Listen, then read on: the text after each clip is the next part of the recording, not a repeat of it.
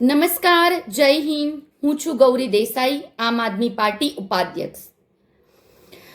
આજે ખૂબ દુઃખની વાત છે કે કોઈ રાજ્યમાં મહિલાઓ ઉપર ગેંગરેપ કરવામાં આવ્યો છે. હું વાત કરી રહી છું રાજસ્થાન રાજ્યમાં સિહોરી સિટીમાં આંગણવાડી બહેનો ઉપર 15થી 20 બહેનો ઉપર ગેંગરેપ કરી તેના અશ્લીલ વિડીયો બનાવવામાં આવ્યા છે. ભારતીય જનતા પાર્ટી મહિલા સુરક્ષાની, મહિલા સશક્તિકરણની તો વાતો બહુ મોટી મોટી કરે છે, તો આવા કિસ્સા કેમ બને છે?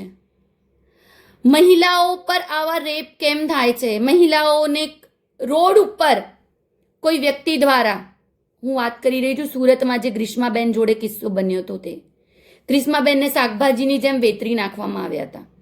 કાયદોને એવો મજબૂત બનાવવામાં અસક્ષમ રહી છે ભારતીય જનતા પાર્ટી, કાં તો કાયદાને અમલમાં લાવવામાં અસક્ષમ રહી છે આ ભારતીય જનતા પાર્ટી. ત્યારે જ આટલી હિંમત થાય છે ને કે 20 બહેનો ઉપર કોઈ નરાધમોએ ભેગા મળીને આવી રીતે ગેંગરેપ કર્યો છે. અને તેમના અશ્લીલ વિડીયો બનાવવાની હિંમત ક્યાંથી આવી?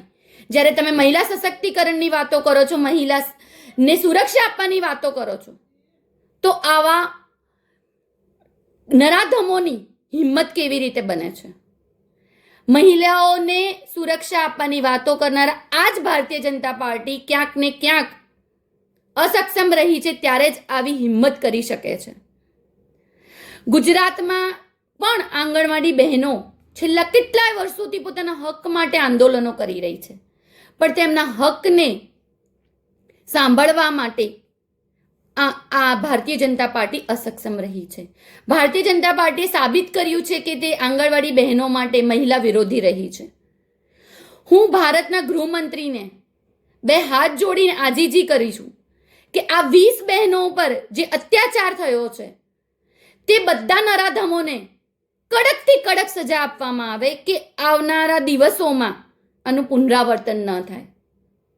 વધુ મારે નથી કહેવું, પણ ભારતીય જનતા પાર્ટી જે રાજસ્થાનમાં જેમની સરકાર છે એમની પર એક આજીજી કરીને આશા રાખું છું કે આમાં સંડોવાયેલા દરેક વ્યક્તિ ઝડપથી ઝડપ જેલની પાછળ જાય. જય હિન્દ, જય જય ગરવી ગુજરાત.